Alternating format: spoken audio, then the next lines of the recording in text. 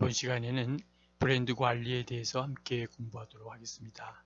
이 브랜드 매니지먼트에 대해서는 사회복지적인 측면에서도 매우 중요하고 더 나아가서는 우리 스스로에 대한 셀프 매니지먼트에서도 매우 중요한 부분이다라고 볼 수 있습니다.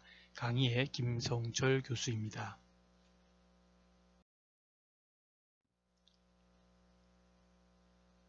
파트 4 고객 가치 전달입니다. 가치 창출을 위한 기업 내부 준비 중에 제품과 가격, 그 중에 브랜드 매니지먼트를 함께 볼 텐데요. 고객이 원하는 제품이 바로 브랜드 매니지먼트의 핵심 키워드임을 다시 한번 생각하면서 보시기 바랍니다. 브랜드 매니지먼트에 대해서 살펴보도록 하겠습니다. 여러분 먼저 브랜드의 개념을 볼 텐데요. 브랜드 하면 어떤 의미를 갖고 있을까요? 특정한 판매인의 제품이나 서비스를 구분하는 데 쓰이는 명칭이나 기호, 그리고 디자인 등을 일컫는 말이다 라고 보는 것이죠. 본래 이 말은 가축에게 찍는 하나의 도장처럼 낙인이라는 뜻으로 되어 있었는데요. 가축을 기르던 사람들이 이 가축의 주인을 표시하기 위해서 이름표를 이렇게 이름표를 찍어서 이것을 브랜드화 시킨 것이 바로 브랜드의 유래가 된 것이다 라고 볼 수 있습니다. 또한 브랜드는 말로써 표현이 가능한 것을 브랜드명 또는 메이커라 하고, 말로 표현할 수 없는 특정 기호나 디자인은 브랜드 마크 또는 상표, 트레이드 마크라고도 한다는 것이죠. 명품과도 많은 면에서 상호 호환하는 것이 브랜드입니다. 또 다른 브랜드의 개념을 볼 때 신발 회사인 나이키를 예를 들어보면, 나이키는 영어의 이름인 나이크라고 하는 Nike, 이것은 브랜드명이지만 나이키의 상징인 누워있는 V자는 브랜드 마크라고 할 수 있다는 것이죠. 일반적으로 브랜드 하면 위와 같은 뜻으로 쓰이지만 한국에서는 진짜와 가짜 혹은 무명상표와 유명상표로 구분할 때 쓰이기도 합니다.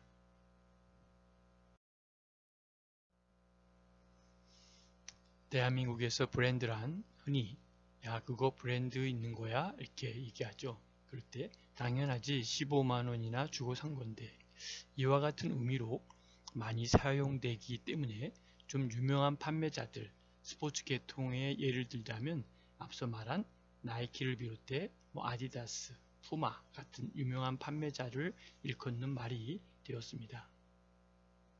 다만 인기 브랜드가 최고급 브랜드라고는 할 수 없습니다.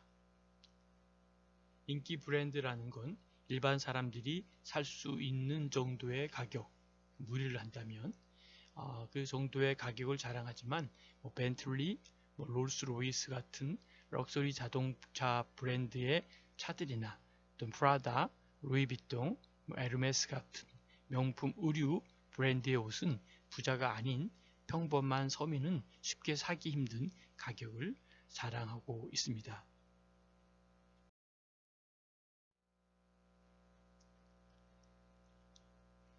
제품의 브랜드가 확고하게 자리를 잡게 되면 그 제품에 대한 광고를 하지 않아도 장기간 높은 인지도가 유지되는 경우가 많습니다. 미국의 보스턴 컨설팅 그룹의 보고서에 의하면 1925년에 1위 브랜드가 60년 후에도 1위 브랜드의 확률이 90%를 넘는 것으로 조사되었습니다.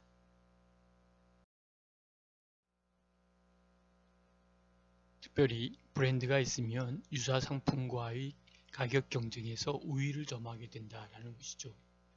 지금 브랜드 마크의 디자인은 단순함이 대세로 자리 잡고 있습니다. 특이하게도 이마트의 경우는 캐나다의 모 회사의 정책으로부터 영향을 받아 노 브랜드라는 역발상으로 시장을 확대하고 있기도 합니다.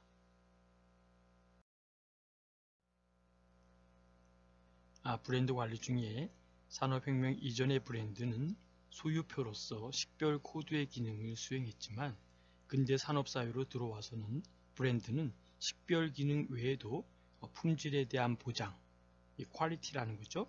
그리고 신용에 대한 표시의 역할을 하게 되었습니다. 더욱 세부적으로 설명하면 브랜드 관점은 1980년대에는 재무적 접근으로, 1990년대에는 이론적 접근으로, 21세기에는 실무적 접근으로 바라보았다는 것이 하나의 관점의 차이라는 것이죠. 우선 1980년대에는 기업의 학병이라고 하는 그런 자산으로서의 브랜드 가치 측정에 주목하고, 영국은 특별히 브랜드 가치를 회계상의 무형자산의 항목에 개정했다라고 하는 것이죠. 자, 그러한 면에서 볼 때 나름대로 오늘날 브랜드 전략의 실천적 체계와 실행의 전략이 나름대로 관심사가 되었고, 특별히 파워 브랜드라고 하는 육성을 위한 관리 방안 모색의 단계에 중점을 두고 있다라고 본 것이죠. 특히 현대 정부와 사회에서 브랜드는 점점 그 기능을 확대하게 되었고, 그 가치에 대한 평가도 높아졌다라고 보는 것이죠. 그럼 먼저 브랜드 개념과 브랜드 자산의 개념을 한번 살펴보도록 하겠습니다. 브랜드라고 하는 것은 특정 어떤 기업의 제품이나 서비스를 소비자에게 식별시키고 또 경쟁사와 차별화하기 위해 사용되는 고유의 이름과 상징물의 결합을 의미한다라고 보고 있습니다. 브랜드는 소비자에게 제품 생산자를 인식시킴으로써 경쟁사들에게 고객을 뺏기는 것으로부터 보호를 한다고 보는 것이죠. 가장 대표적인 브랜드 사례로는 나이키를 뽑을 수 있는데, 나이키는 1971년부터 사용한 그런 스와시 로고와 함께 일관성 있는 브랜드 정체성과 명확한 브랜드 개성으로 강력한 브랜드 이미지를 구축함으로써 전 세계 소비자들의 마음속에 정통 스포츠라고 하는 그런 것을 포지셔닝하고 브랜드만으로도 막대한 이익을 창출하게 되었습니다.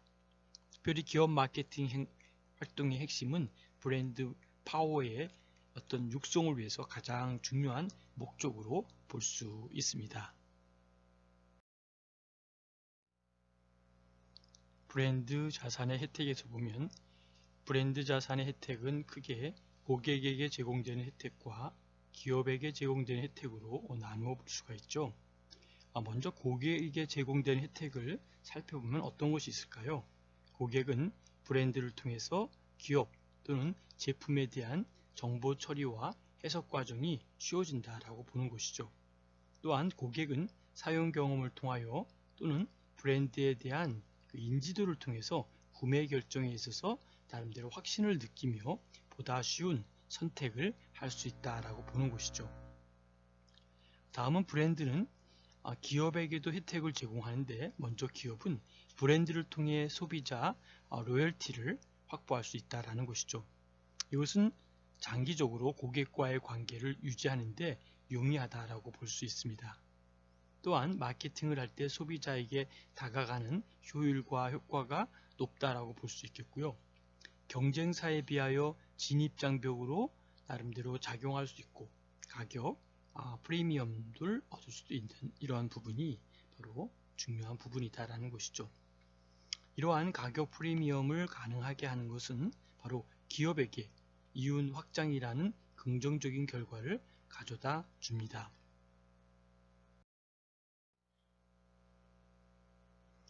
브랜드의 관리와 전략에 있어서 특별히 브랜드 아이덴티티의 관리는 어떤 것일까요? 브랜드 아이덴티티라고 하는 것은 기업이 소비자에게 브랜드에 대해 연상시키고자 하는 기획된 연상과 의미의 집합을 의미한다라고 보는 것이죠. 일종의 기업의 계획과 투입 단계로 볼 수 있는데요.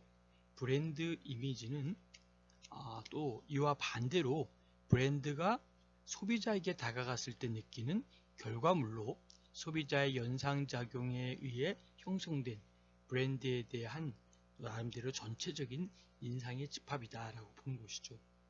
그런데 종종 기업의 계획과 결과물 사이에 괴리가 존재하는데, 그 브랜드 관리는 이 괴리를 줄이고 브랜드 아이덴티티와 브랜드 이미지 사이에 나름대로 접점을 넓히는 그런 활동입니다.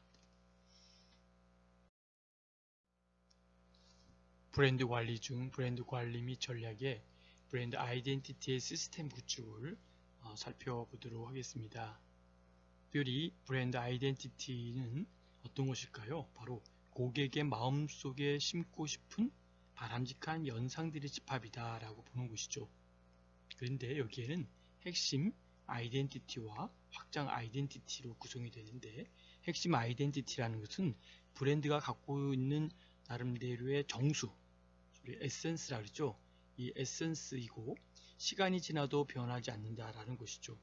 즉 새로운 시장이나 제품을 개선을 하더라도 바뀌지 않는다라는 것을 기억하시면 좋겠습니다. 핵심 아이덴티티는 브랜드의 의미를 부여하고 향후 성공적인 브랜드를 구축하기 위해 중요한 역할을 하고 있습니다. 확장 아이덴티티는 핵심 아이덴티티를 더욱 구체적으로 설명할 수 있는 다양한 요소들로 구성이 되고 있다는 것이죠. 그래서 확장 아이덴티티는 제품으로서의 브랜드, 또 조직으로서의 브랜드, 또 사용자 연상 브랜드, 상징으로서의 브랜드로 구성되고 있다는 것이죠. 제품으로서의 브랜드는 바로 제품 범주 전형성, 그리고 제품의 특성, 그리고 가성비 이런 부분들이 여기에 해당된다라고 볼 수 있습니다.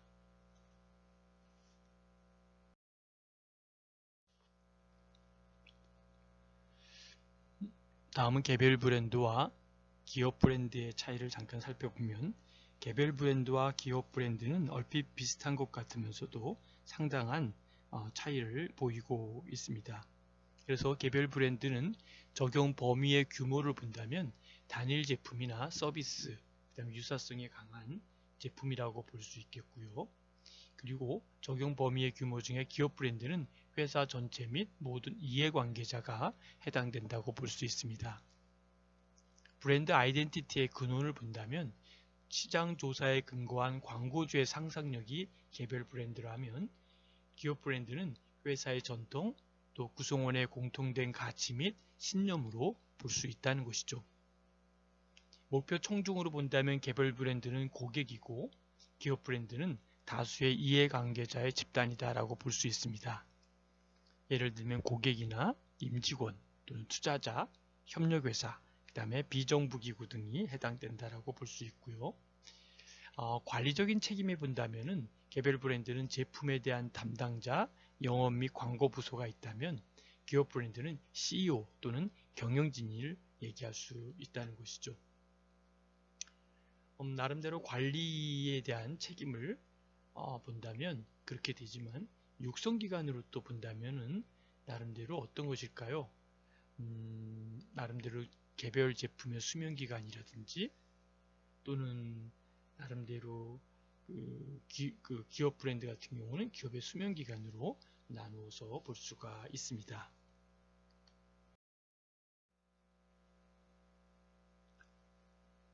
다음은 공동 브랜드를 볼 수 있는데요. 공동 브랜드의 하나의 형태가 바로 패밀리 브랜드다라는 것이죠. 이것은 이제 레인지 브랜드라든지 또는 엄브렐러 브랜드라고도 불리는데요. 하나 이상의 브랜드를 사용하는데 반드시 기업 또는 법인 자체의 명이 될 필요는 없다라고 볼 수 있는 것이죠. 이마트의 에브리데이 국민 가격을 한번 살펴보도록 하겠습니다. 스마트한 초저가 상품으로 에브리데이 국민 가격은 철저한 원가 분석을 통해서 근본적인 유통구조 혁신을 단행을 했습니다. 그리고 상시적 초저가 구조를 확립했던 것도 볼 수 있습니다. 동일 또는 유사한 품질의 상품에 비해 가격은 30에서 60%가량 저렴하고, 한번 가격이 정해지면 가격을 바꾸지 않습니다. 그런 면에서 압도적인 대량 매입이 있고, 프로세스의 최적화와 신규 해외 소싱처를 발굴하고 나름대로 업체 간에 나름대로의 통합을 매입하고 상품의 본질적 핵심 가치에 집중하고 부가 기능, 그리고 디자인, 패키지 등을 간소화한 것을 살펴볼 수 있습니다.